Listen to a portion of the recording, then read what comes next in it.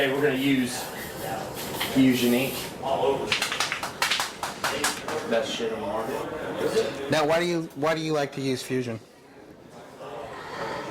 It's the chemist behind it is actually one of the guys that's made some of the top inks throughout the history of tattooing, and he's branched off and used his own. This is his own product now. It's good ink made by a good dude, so I represent it. It's the safest reds on the market. A lot of people have allergic reactions to red pigments. His ink's cadmium free, so it's a lot safer. So the needles are already in the head? Yeah, this is a T-Tech tattoo supply.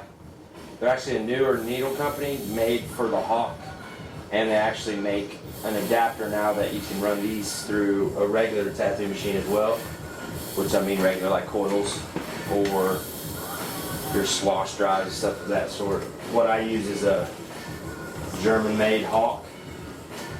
It's a rotary. In my opinion, I think it's the best machine made. Everybody has their own likes and dislikes. It's a lot cleaner. You can autoclave it. Every bit of it can be sprayed down with Maticide without rusting or anything like that happening to the machine. And it's fully adjustable with just a turn, click, click, click down. The power unit is just a little bitty box. You can run a Hawk off of a regular power unit and just comes with a different adapter, but then you still have the foot switch aspect, which I don't care for. Bloodlines and stuff just to hold it together. Kind of jump around a lot on my tattoo. The texture of the needles, the quality of the needles, like how they're soldered together, the groupings, all of that is totally different from company to company. You get what you pay for, that's for sure. Don't spend your career, your time wasting it away by focusing on lesser or the guy down the street, you know, like focus on being positive and doing good tattoos, and that'll show through everything. Don't be a hater. Let your work speak for itself. Don't be a cheap ass either though. Yeah, if it's for life, I don't think I'd want to be cutting corners anymore. Yeah, no. And I don't think your customer, if you explain it to them and really sit down with the person, I don't think that your customer's going to be too disappointed that you charge more because of your gear, you know? I know I wouldn't. So what do you feel that the industry needs as far as education goes? What do you see that's lacking in some of the tattoo artists that you see come through here? Apprenticeship, man, is what's lacking. I had to go through a 3-year apprenticeship, and then I decided that that wasn't good enough, you know? Like, not that the apprenticeship itself wasn't good enough, I just wasn't Prepared? where I really wanted to be yet. So I did another apprenticeship for another 3 years, and it was the best decision I ever made, you know? Education, man, skills got to be learned, you know? Study, study, study. You can't go to a 2-week course and become a tattoo artist. It just doesn't work like that, you know? Everybody's skin's different, every person's different, every style of tattooing that you're going to need to be able to do. You can't always just do what you want, you know? Said and done, there's always going to be some other kid way younger, way hungrier, with way more of an artistic talent than we have. That's just all there is to it, you know? You do nothing but evolve. Every form of sport or art, it always evolves, so roll with the punches. What about continuing education to Seminars, man, or get tattoos. Get tattooed by the people that you think that have what you want, you know? Go pay them and sit down in their chair, and most of us are going to tell you about everything you need to know if you're getting tattooed by us. You know, we're here from 12 to 12, 6 days a week, week after week after week. You know, it gets to you. It's draining. You know, it's not. A lot of people are like, tattooing, that's the easiest job.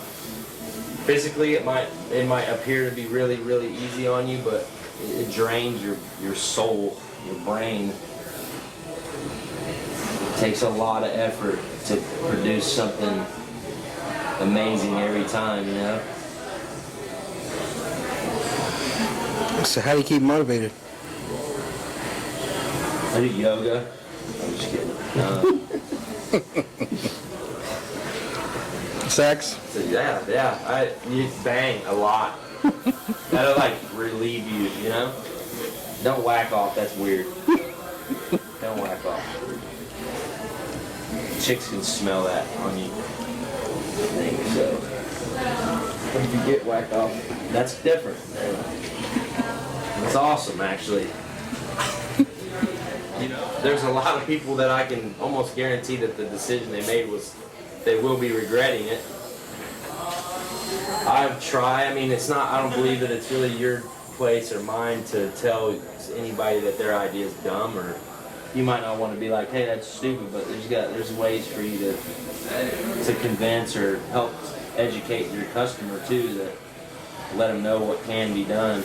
Don't just produce something that you're going to regret and then try to blame it on your customer because they're not the one tattooing, you are. So take full responsibility of every tattoo you produce.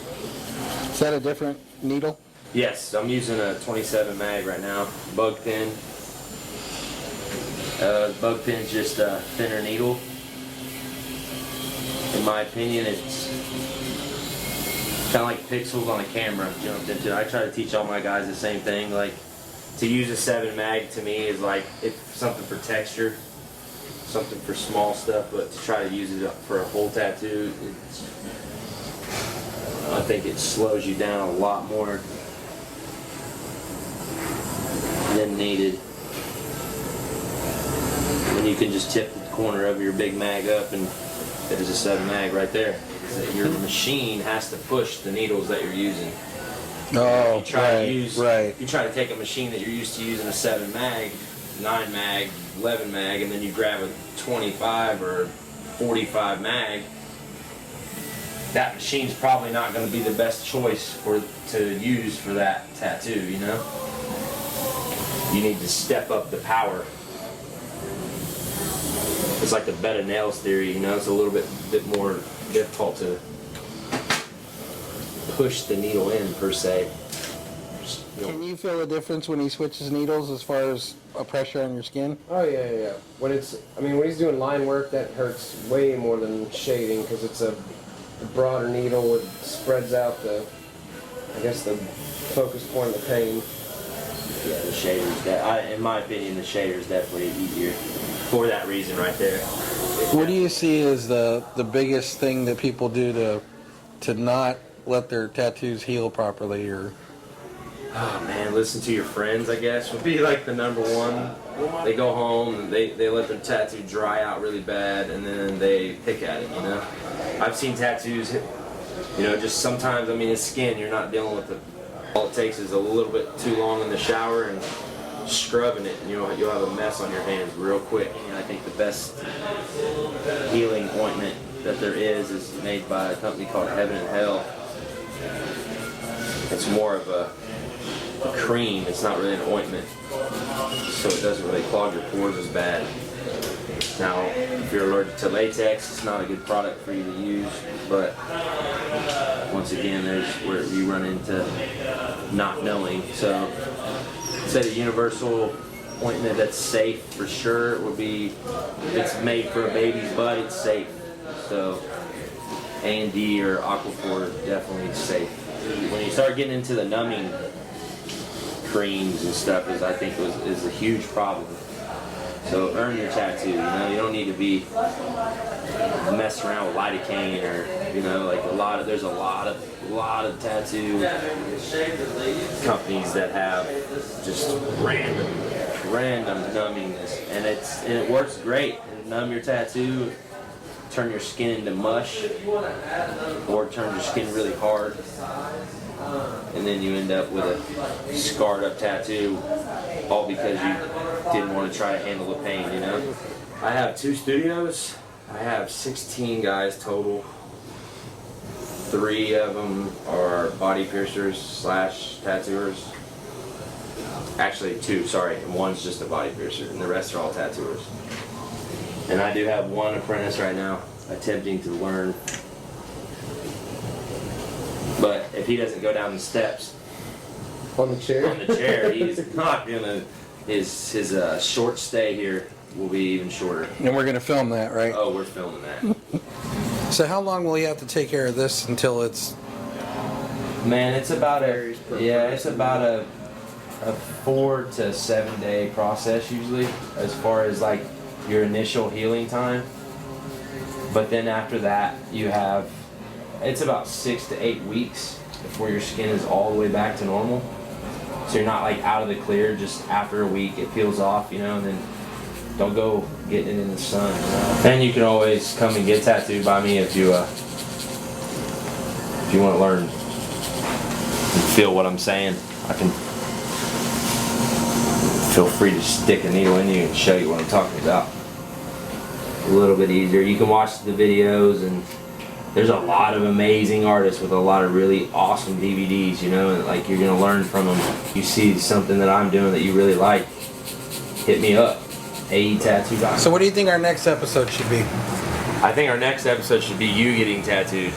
Hey, that's a great idea. We're gonna do a cover-up seminar. Cool. Yeah, I've got this old cross on here. A cover up, or are you just going to redo it? No, we're gonna cover it up with a camera. Whoa, way cool. And I'm gonna throw out all my secrets and techniques that I use. And I'm just going black to plum, and then from plum to emerald green, which will be coming here in a minute. And it's just gonna make for a little bit different look into the greens. Branch stand out like nothing. Anybody's business. And I say emerald green because it's fusion ink. So if you don't have fusion ink, and if you're enjoying what you're seeing, you gotta try it. Tell Adam I sent you. Do you have a website? FusionInk.com. We'll get that You on. will not be disappointed. We're gonna blast some green, and then we're gonna go to white highlights with the outliner. And if you do use traditional tattoo machines, use a disposable tube for your outlining with the white at the end. It will make an amazing difference. The metal from your solder and the metal on your tubes definitely cause a dust. And in that dust, it dims your pigment. Which, if you take that theory with you, it's going to be like that in everything you do. So what needle's that? Right now I'm using a tight 7. You can use either a tight 7 or a tight 5 for your white highlights. I'm coloring in some like little areas, so I try not to use a tight 5 unless I'm just gonna do the white lines or the little textures, you know. But if you got little areas to color in, I think a 7's a little bit Faster? Yeah, well, it's a little bit less trauma to your skin.